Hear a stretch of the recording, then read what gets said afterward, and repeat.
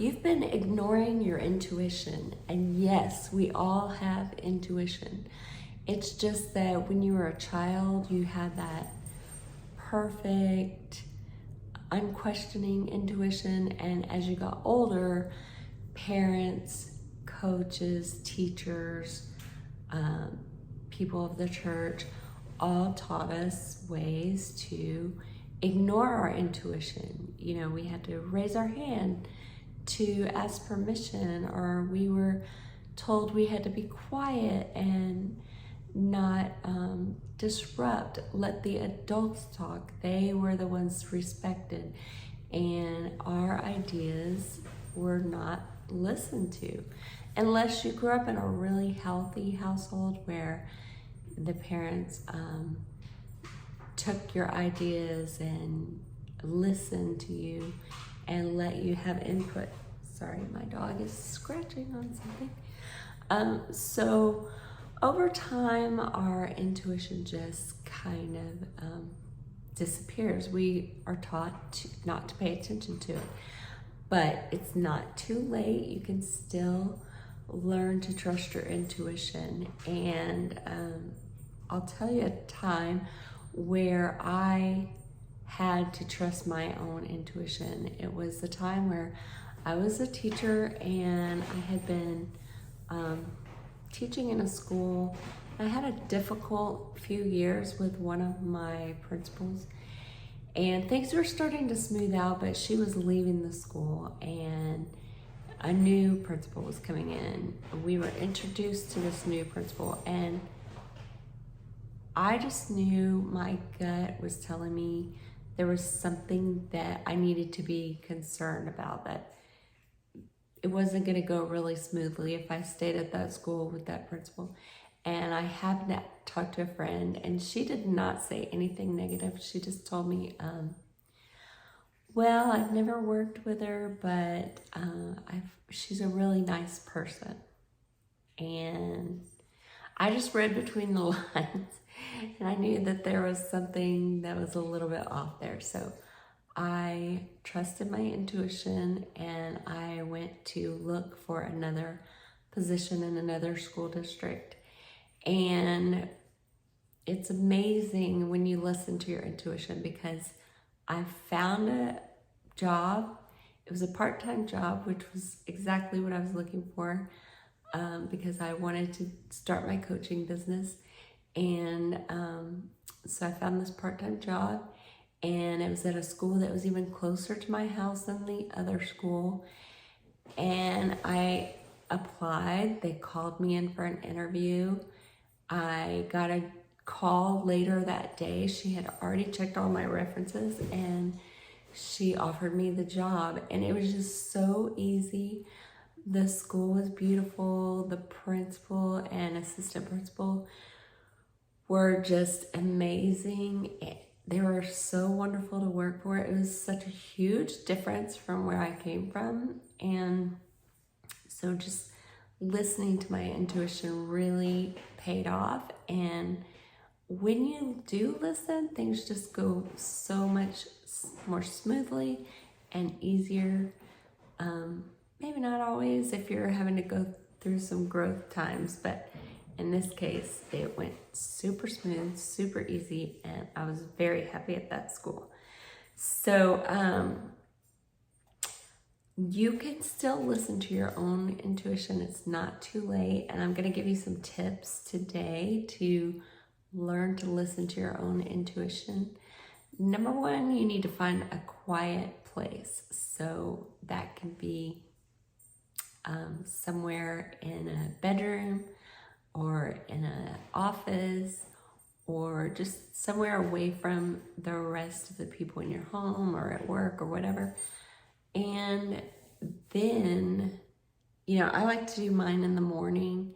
I have a morning routine, and I do it before everybody else in the house wakes up, and that works for me. It doesn't always work, because when I was working full-time, I had difficulty waking up early, and my time would be in the car on the way home. I would turn off the radio, and that's when I would have my quiet, peaceful time. So you could do it in the morning before everyone wakes up. You could do it in the shower. Lots of people have their intuition come to them in the shower. You could do it in your car like me when you turn the radio off. Taking a walk outside is a wonderful way to listen to your intuition, turn off all those to-do lists and thoughts that you have running through your head. Swimming is a good one because you can't really hear things around you so much, and the water is soothing. Automatic writing is one. I'll talk about that more in a minute. Meditation, of course, and then a repetitive hobby like knitting, needle pointing, if you do woodwork, or if you like to paint or anything like that, anything that's kind of repetitive where you're just using your hands, but you're not having to put a lot of brain power into it. So number 2 is turn off technology. You don't want any outside noises unless, of course, you're listening to music or a guided meditation that helps you get into that deeper place. And then number 3, you're going to focus on your breathing. So whenever you start a meditation practice or even just sitting in silence, it's really good to get your brain in a relaxed state. And when you breathe deep and slow, that signals to your brain that you're safe and you can relax. Now, think about when you are stressed or something scares you, you start breathing really quickly, and that is a fight or flight symptom. You're going to need to get away quickly. You breathe faster. But you want to signal to your brain that you're safe when you want to meditate. So take at least 3 deep breaths, maybe more. So you breathe in through your nose, fill up your belly, make sure you can feel it like expanding, and then let it out really slowly until you empty out your lungs, and then do it again.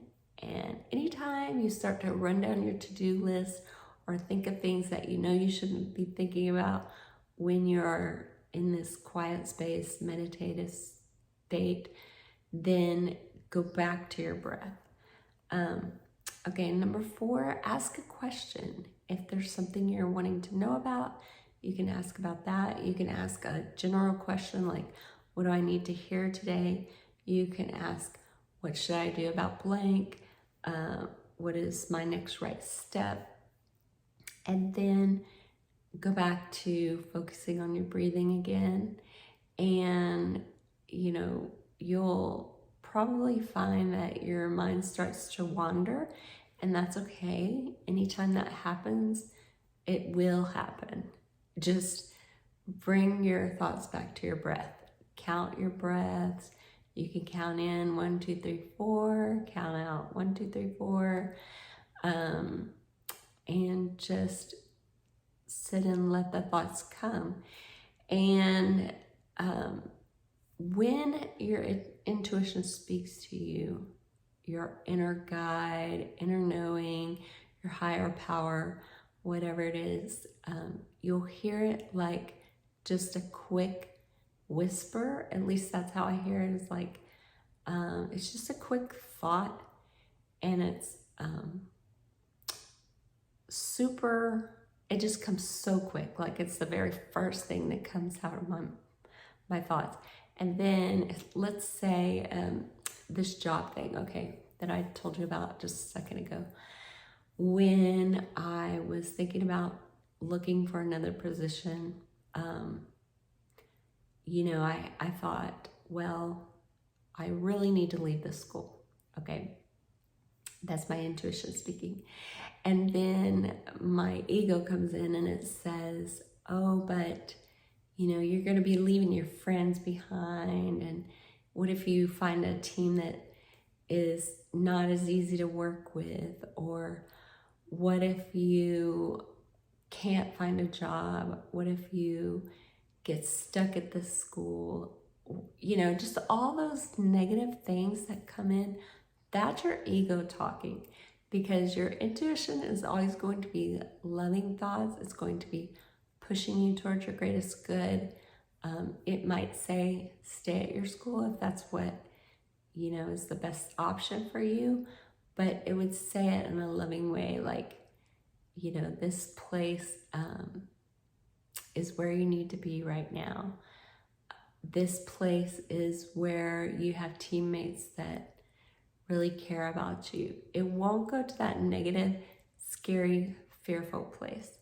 So like I said, mine comes so fast that I really have to pay attention.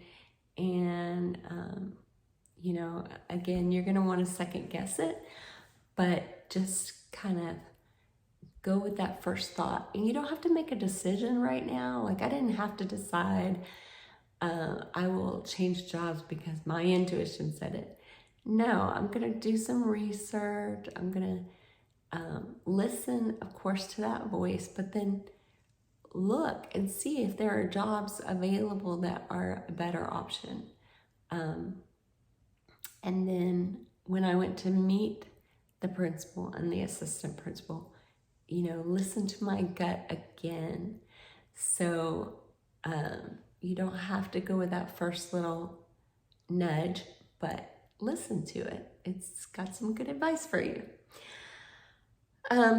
So some other good ways to really get into listening to your intuition, some ways that I love are meditation. I like guided meditation. So I found a couple things online. I found a lady that is named Emily Aarons.